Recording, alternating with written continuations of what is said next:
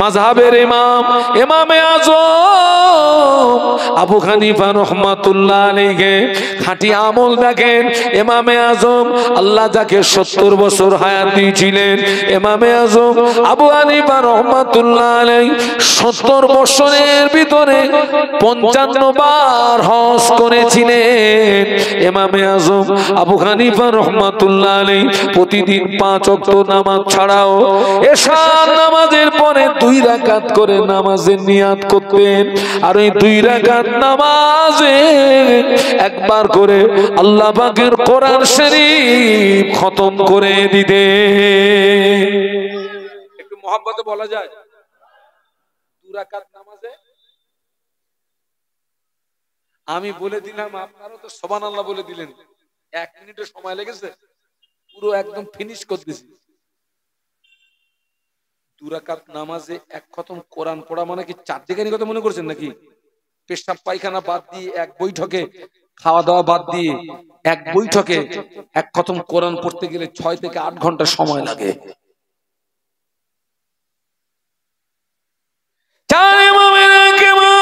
ইমামে আযম আবু হানিফা রাহমাতুল্লাহ আলাইহি হুজুর আমার 40 বছর এশা রুজুতে ফজরের নামাজ আদায় করেছিলেন।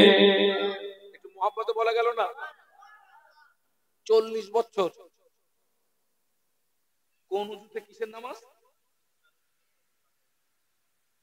আগা শরীয়তের দৃষ্টিতে কেউ যদি ঘুমিয়ে যায় উজু থাকবে? তাহলে ইমামে আযম 40 বছর এশার উজুতে ফজরের নামাজ পড়েছেন, মানে লোকটা 40 বছর ঘুমিয়েছেন।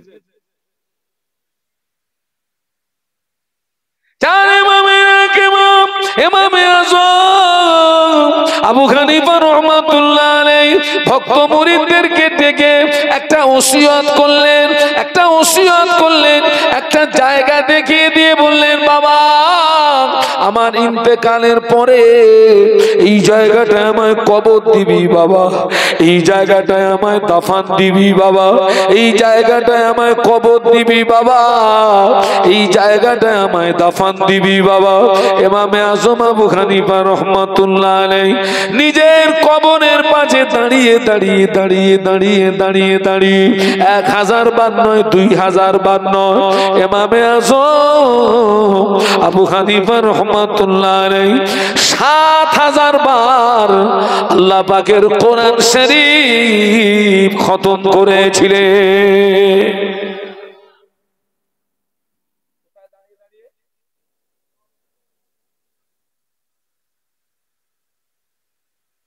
ওই মানুষটা কাপড়ের সেলসম্যান ছিলেন, কাপড় বিক্রি করতেন। হুজুরের দোকানে একজন কর্মচারী ছিল। হুজুর কর্মচারীকে বলে, বাবা কর্মচারী আমি একটা দাওয়াত বাড়িতে যাচ্ছি বাবা, দোকানের দায়িত্বটা তোমায় দিয়ে গেলাম। বাবা কর্মচারী হিসাবটাকে ঠিক রাখবি বাবা, হিসাব যেন গড়বড় না হয়ে যায়। ও বাবা কর্মচারী আমার দোকানে হিসাবটাকে ঠিক রাখবি বাবা, হিসাবটা যেন গড়বড় না হয়ে যায়। হুজুর দাওয়াত বাড়ি থেকে ফিরে এসে কর্মচারীকে বলে, বাবা আমার দোকানে সারা দিনে হিসাবটা বুঝিয়ে দে। কর্মচারী হিসাব বুঝিয়ে দিতে গিয়ে দেখে হিসাব ছাড়া 10টা টাকা বেশি হয়ে গিয়েছে। কত কম হয়নি বলো? কি হয়েছে রে বাবা? আমাদের ধরা পড়ে কখন? মাল যদি শর্ট পড়ে, আর যদি উঠলো হালাল।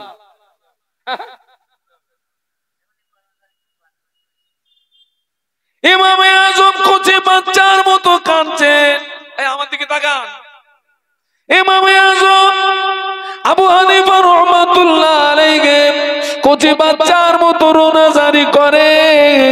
কর্মচারী বলে, হুজুর আপনি কাঁদেন কেন?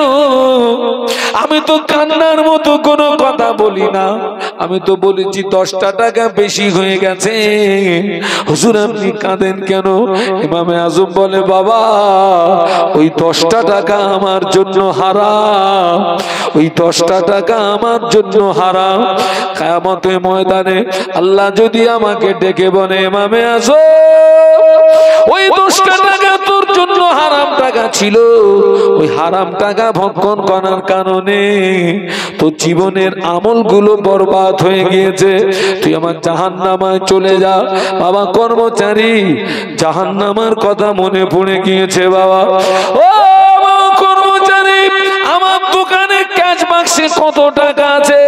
কর্মচারী গুনে গুনে বলে, হুজুর আপনার দোকানে ক্যাশ বাক্সে 30,000 টাকা আছে।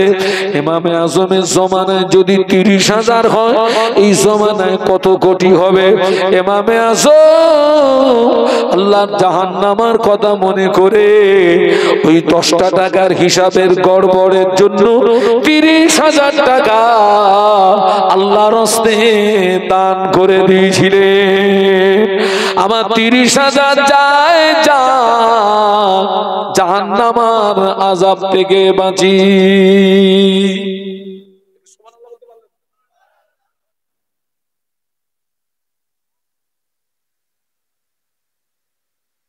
সেই আপনাদেরকে জিজ্ঞাসা করেছিলাম আলেমের বাংলা মানে, আর আপনাদেরকে বলেছিলাম এই এই জ্ঞানগুলো আছে না আমাদের মধ্যে সব ছিল। লটারির টিকিট কেটেছে 10 টাকায় ক লাখ? 10 লাখ।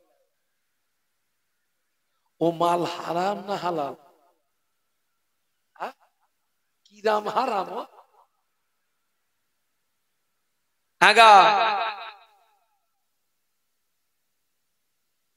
আজকে খবর নিয়ে দেখেন,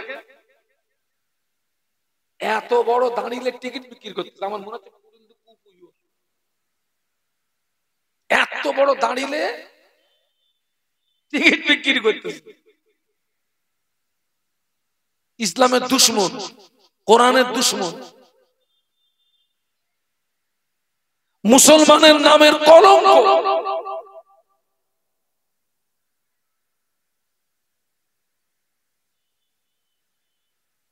আল্লাহর কোরআন, ওমা খালাকতুল জিন্না ওয়াল ইনসা ইল্লা লিয়াবুদুন, আল্লাহ বলেছেন আমি জিন ইনসানকে পৃথিবীর জমিনে পাঠিয়েছি উদ্দেশ্য তারা আমার ইবাদত করবে। সবাই মিলে বলুন। আচ্ছা, এই যে ইবাদতের সংজ্ঞা আমাকে একটু বলুন তো, এক কথায় ইবাদতের সংজ্ঞা। ইবাদত কাকে বলে? এক কথায় ইবাদতের সংজ্ঞা হচ্ছে আল্লাহ এবং আল্লাহর রাসূলের হুকুম মোতাবেক জীবন যাপন করার নামই হচ্ছে ইবাদত। নামাজ পড়া ইবাদত, নামাজ যেমন পড়া ইবাদত, মিথ্যা কথা না বলা তেমন ইবাদত। টাকা থাকলে হজ করা যেমন ইবাদত, লটারির টিকিট না কাটাটাও তেমন। টাকা থাকলে যাকাত দেওয়া যেমন ইবাদত, সুদ না খাওয়াটাও তেমন। আজকের আমার সমাজ সুদ, ঘুষ, মদ, তাড়ি, জেনা, ব্যভিচারিতে সমাজকে ডুবিয়ে ফেলেছে। সমাজ শেষ হয়ে গেছে। আগে আলেম ওলামাদের যে সম্মান ছিল, ইজ্জত ছিল, সেই ইজ্জত এখন আর নেই। আগে ওয়াজ মাহফিলের প্রতি মানুষের যে আকর্ষণ ছিল, মোহাব্বত ছিল, সেই আকর্ষণ মোহাব্বত এখন আর। মসজিদের প্রতি মানুষের যে আকর্ষণ ছিল, কোরআন শরীফের প্রতি মানুষের যে ভালোবাসা ছিল,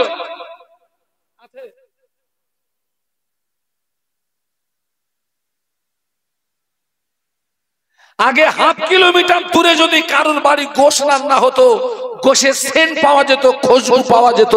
একটু সুবহানাল্লাহ বলুন। এখন ঘরে ঘরে মাল রান্না হচ্ছে, ওর কোনো সেন্ট আছে? কথা বলেন না। বরকত উঠে গেছে, বরকত উঠে গেছে। ফ্যান খেয়েছেন কারা কারা একটু হাত তোলেন তো। হাতের ফ্যান, হাতের ফ্যান, সে ফ্যান এখন আর আছে মুরব্বি? ওরে তো ডন্ডির হাটের দোকানের দইও ঘোড়ার ডিমের দইও, আমরা যে ফ্যান খেয়েছি দই হেরে যাবে। এখন ফ্যান আর টাইট হয়, হ্যাঁ ফ্যান এখন জমে, অত গোনা করলি ফ্যান জমে, সব ওলট পালট হয়ে গেছে। আগে সুদের নাম শুনলে মানুষ ভয় পেত, বাবা সুদ, নাউজুবিল্লাহ। এখন যেন মনে হচ্ছে মাল পুরো হালাল হয়ে গেছে।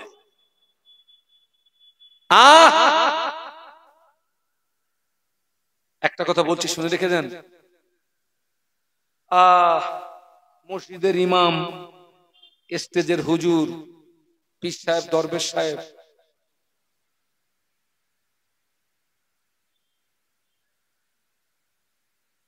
আলেম ওলামা, লিডার, ক্যাডার, মোড়ল, মাতব্বরকে দিয়ে কোন ব্যক্তির চরিত্রকে সংশোধন করা যাবে না যতক্ষণ না পর্যন্ত তার ভিতরে আল্লাহর ভয় পয়দা না হয়। কার ভয়? একটু জবান খুলে বলুন না। আজ বিশ্বাস করুন, আমি শাহানুর আলম একটা কথা বলে যাচ্ছি, বর্তমান যুগ সন্ধিক্ষণে এক শ্রেণীর মুসলমানের ভিতর থেকে টোটাল আল্লাহর ভয়টা উঠে গেছে, আর আরেক শ্রেণীর মুসলমান তাদের ভিতরে আল্লাহর ভয় আছে, তবে ভয়ের পাওয়ার কমে গেছে। কি কমে গেছে? পাওয়ার, পাওয়ার কমে গেছে।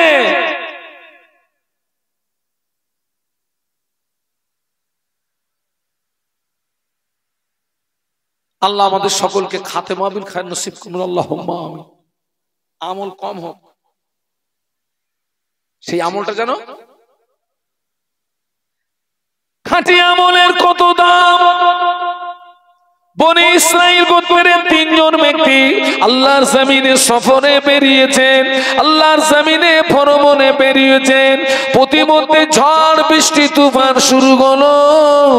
ওই ঝড় বৃষ্টি তুফান থেকে বাঁচার জন্য তিনজন ব্যক্তি একটা গুহার ভিতরে আশ্রয় নিল, কিন্তু দেখতে পাওয়া গেল বিশাল একটা পাথর গণাতে গণাতে গণাতে গণাতে ওই গুহার মুখটা এসে আটকে গেল।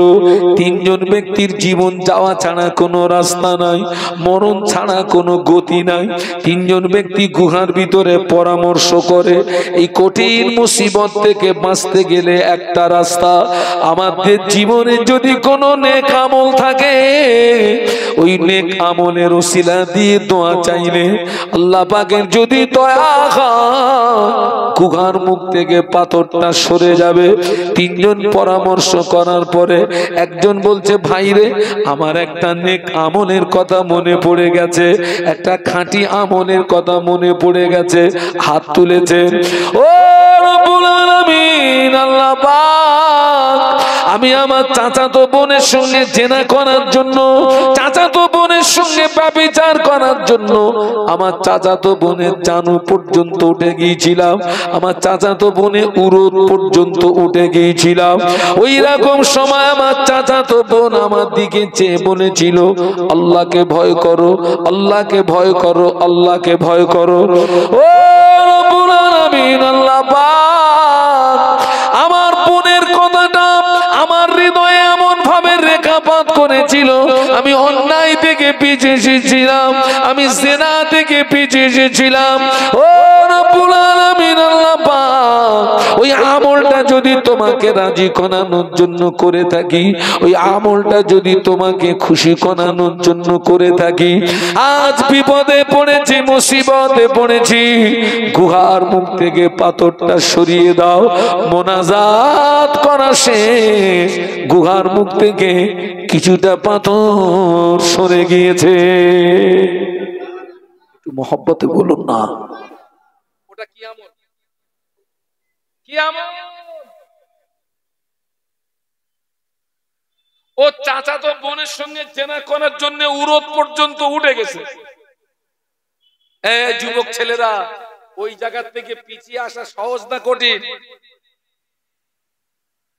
ওর বোন শুধু ওকে বলেছে, এই তুই করছিস কি? আল্লাহকে ভয় কর।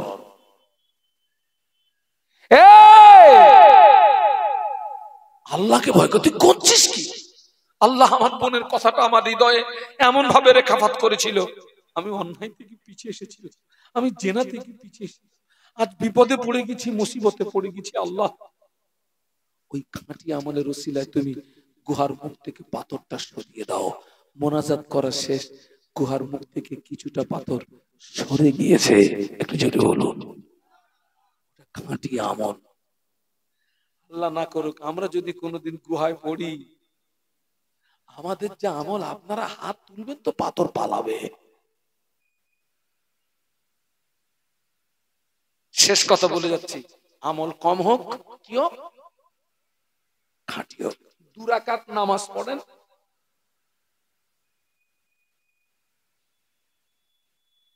2 রাকাত নামাজ পড়েন, ইতমিনানের সঙ্গে পড়েন, খুশুর সঙ্গে পড়েন। মুনাফিকি মার্কা নামাজ পড়েন না। নামাজে দাঁড়িয়ে এদিকে দেখতেছে ওদিকে দেখতেছে, মাথা চুল করছে, ঘাট চুল করছে, ও কি নামাজ? 2 রাকাত নামাজ পড়েন ভদ্রতা নম্রতার সঙ্গে, বিনয়ের সঙ্গে, খুশুর সঙ্গে। আল্লাহ চাইলে ওই 2 রাকাত নামাজ কিয়ামতের ময়দানে নাজাতের ওসিলা হয়ে যাবে। উঠে দাঁড়ান, আমি বিদায় নেব, একটু সালাম পড়বো, একটু উঠে দাঁড়ান তো। আলহামদুলিল্লাহ মাহফিল তো ভরে গেছে, হুজুর কেবলা আসবেন, উঠে দাঁড়ান তো, একটু সালাম পড়ি। ইয়া নবী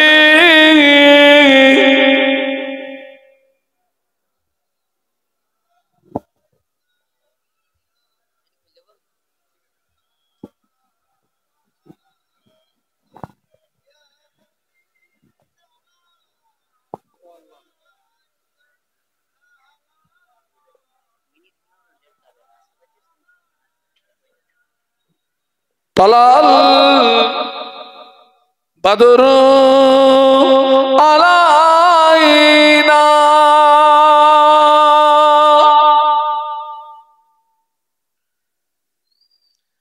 মিন সানিয়াতিল ওয়াদাই ওয়াজাবা শুকরু আলাইনা মাদা লিল্লাহ হিদায়াত ইয়া নবী।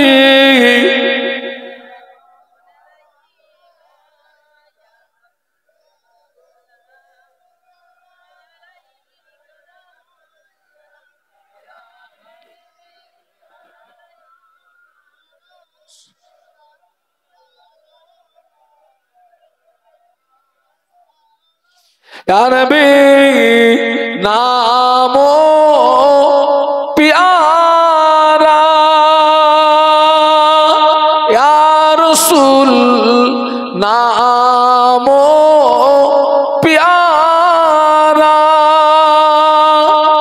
अर्श पर रब ने पुकारा, सच पैगंबर है हमारा नबी।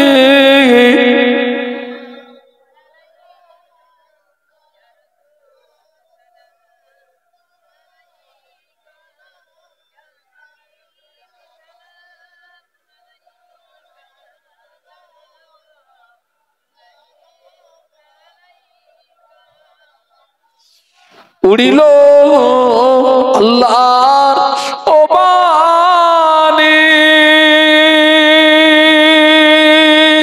पोहालो दुख रजनी,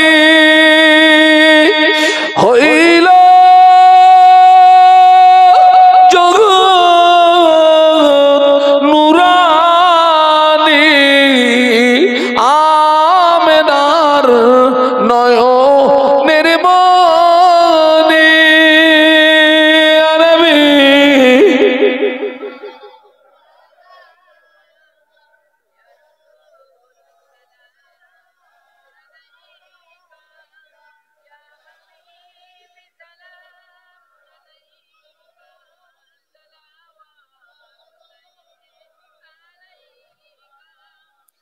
জিবরাইল ডাকে বারে বার,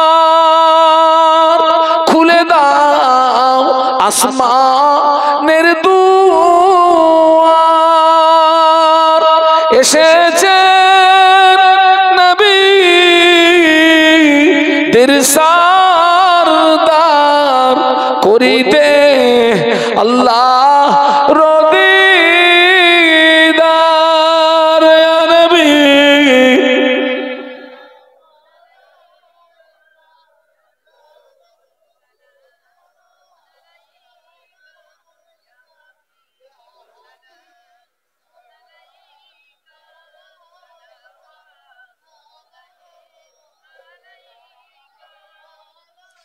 তোমারি ওসিলানে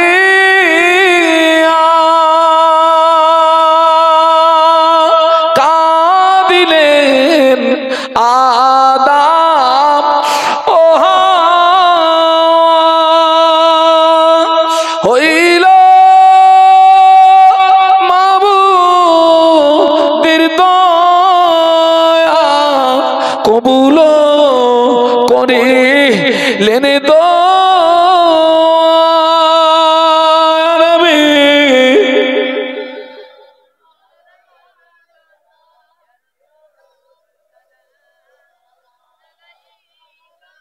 ইয়া হাবিব সালাম আলাইকা।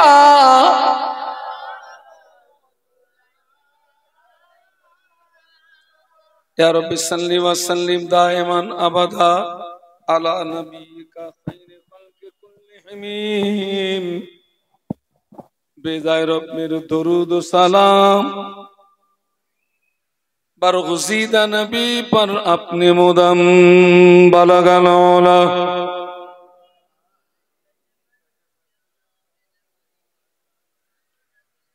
हसनत जमीअ खसालिही सल्लु अलैहि